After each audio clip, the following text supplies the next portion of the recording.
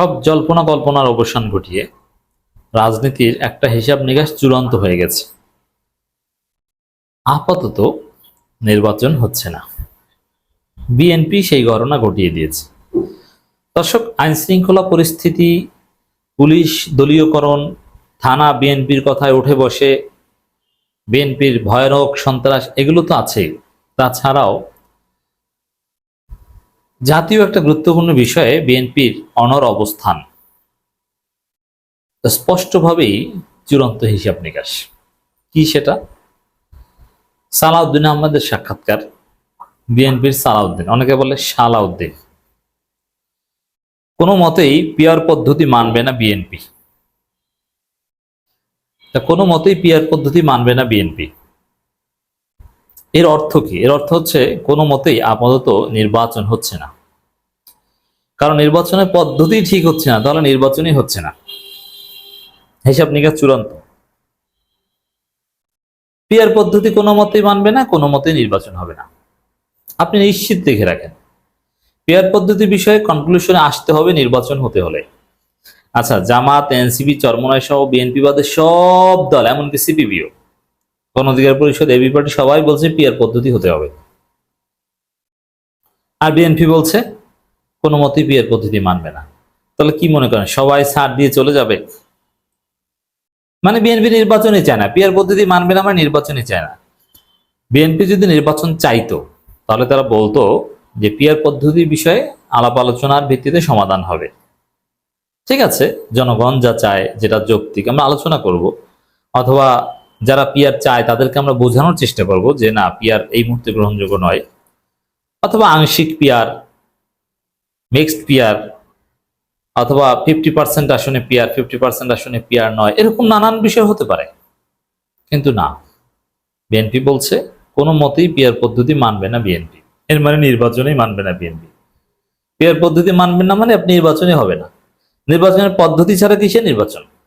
এবং এই পদ্ধতি, এটা নতুনভাবে ইন্ট্রোডিউস করতে হলে এটা হয়তো সংবিধানে যোগ করতে হবে, যেহেতু নতুনভাবে এটা ইন্ট্রোডিউস হচ্ছে, হয়তো অথবা আরপিওর মধ্যে এটা ইনক্লুড করতে হবে, যেভাবে হোক একটা আর্টিকেলে। তো বিএনপি কি মানবে? বিএনপি নমিনেশন বাণিজ্য মানবে।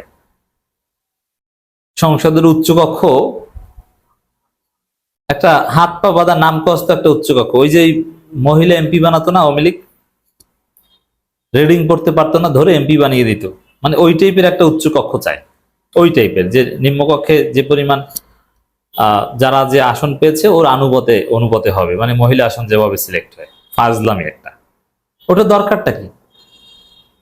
না, ওখানেও কোনো না কোনো ভাবে ইলেকশন হতে হবে।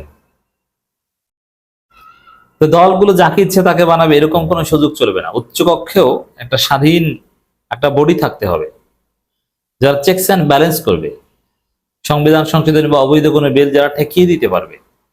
নিম্নকক্ষে যাদের সংখ্যাগরিষ্ঠতা, উচ্চকক্ষে তাদেরই সংখ্যাগরিষ্ঠতা থাকবে, নট নেসেসারি। আলাদা ভোটিং সিস্টেম হতে পারে উচ্চকক্ষে, অথবা এটা হতে পারে ওই ভোটের পার্সেন্টেজ অনুযায়ী হতে পারে, পিয়ার সিস্টেম হতে পারে দুই কক্ষেই। সংখ্যানুপাতিক প্রতিনিধিত্ব পিয়ার পদ্ধতিতে জাতীয় সংসদের উচ্চকক্ষ কিংবা নিম্নকক্ষ নির্বাচন কোনো মতেই মানবে না বিএনপি। দেখেন, আরে উচ্চকক্ষের কথা বাদ, নিম্নকক্ষেই তো এটা হতে হবে, নইলে তো নির্বাচনই হবে না। কিন্তু না, উচ্চকক্ষও মানবে না, নিম্নকক্ষও মানবে না, মানে কিছু মানবে না, মা মোবাইলের আবদার। তা মানবে না, তাহলে কি হবে? নির্বাচনই হবে না।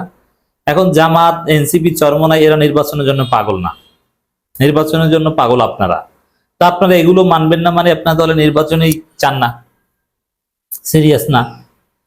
নির্বাচন দেরিতে হলে কারো কোনো কান্নাকাটি নেই, কারণ যে আইন শৃঙ্খলা পরিস্থিতি, এতে এমনিতেই নির্বাচন হতে পারবে না। রাষ্ট্রের কাঠামোগত ব্যাপক সংস্কার ছাড়া বাংলাদেশে নির্বাচন হবে না, হতে পারবে না।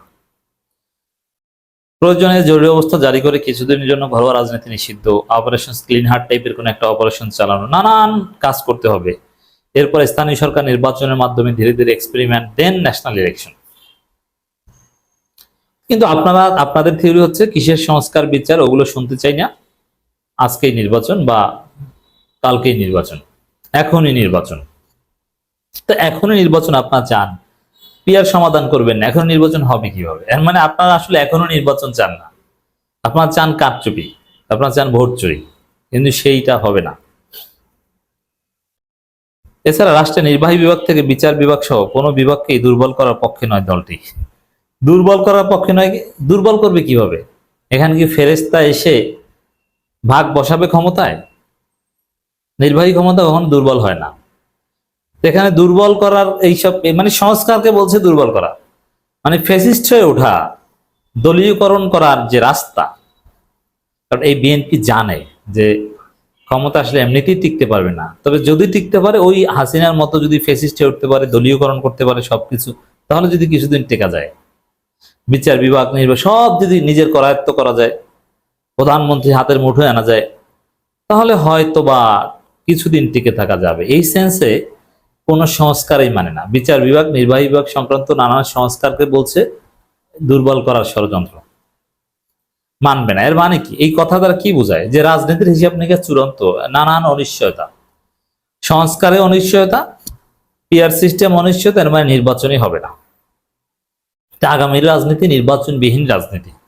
নির্বাচন ইজ টু লেট, অন্য কাজ করেন, নির্বাচন নিয়ে এত ব্যস্ত হইেন না।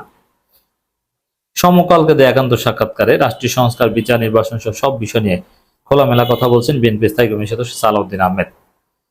কামরুল হাসান এই সাক্ষাৎকার নিয়েছেন। এখানে এই সাংবাদিক এই পিআর এর বিরোধিতার যুক্তি কি জানতে চেয়েছে। মজার বিষয়, আমি আগেই বলেছি যে পিআর এর বিরুদ্ধে কোনো যুক্তি বিএনপি দিতে পারেনি। যারা পিআর চায় তাদের বিরুদ্ধে দুইটা গালি দিতে পারে, কিন্তু পিআর এর বিরুদ্ধে একটা সিঙ্গেল যুক্তি দিতে পারেনি। দেখি এবার দিয়েছে কিনা সালাউদ্দিন, আমাদের বক্তব্য তো শুনেন। অনেক যুক্তি। প্রথম যুক্তি, বাংলাদেশের রাজনৈতিক অবস্থায় এটা নতুন চিন্তা। আচ্ছা, তাহলে নতুন চিন্তা এটা কি কোনো যুক্তি? নতুন হলে এটা মানা যাবে না, এটা কোনো যুক্তি? এটা যুক্তি না, এটা একটা কুযুক্তি। নতুনই বাংলাদেশটাকেই তো আমরা বলছি নতুন বাংলাদেশ, বাংলাদেশ 2.0, আর আপনি বলছেন নতুন চিন্তা। নতুন চিন্তাই তো, এটা কে না জানে? এটা কোনো যুক্তি? এটা যে নতুন, এটা কে না জানে? আগে এর কোনো অভিজ্ঞতা কিংবা প্রচারণার ইতিহাস নেই। আরে ভাই, এটা তো থাকে না, কোন এক সময় তো ভোটেই ছিল না, এসেছে না। মোগল আমলে ভোট ছিল, স্বাধীন সুলতানি আমলে ভোট ছিল, এক পর্যায়ে ভোট এসেছে, ব্রিটিশ আমলে ভোট ছিল, ছিল না। মানে এইটা কোনো যুক্তি বলেন তো? এই যে যুক্তি দিতে পারে না, একটা যুক্তি দিয়েছে, একে বলে মেধাবী নেতা। দ্বিতীয়ত, আমাদের রাজনৈতিক এবং সামাজিক ব্যবস্থা মানুষ তার নির্দিষ্ট নির্বাচন এলাকায় একজন ব্যক্তিকে জনপ্রতিনিধি হিসেবে দেখা অভ্যস্ত। যিনি তাদের জনপ্রতিনিধি করবেন তাকে দেখেই ভোট দেয়। এই যে অভ্যস্ত, মানে সেই পুরনোকে ধরে রাখতে চায়, এইগুলোই হচ্ছে যুক্তি। কিন্তু জিনিসটা ভালো না খারাপ, নতুন কিছু, এটা ভালো না খারাপ, এইগুলো কিচ্ছু বলতে পারছে না, কোনো যুক্তি নেই। এই যে কথা বলছে, কোনো যুক্তি, এই ফালতু কথাগুলো বলছে, যুক্তির কথা বলে যুক্তি দিতে পারছে না। তো দর্শক, স্পষ্ট হয়ে গেল যে বিএনপি পিআর পদ্ধতি বিষয়ে যে অনড় অবস্থান নিলে অর্থ যে নির্বাচন হচ্ছে না, দেশ ভিন্ন দিকে যাবে।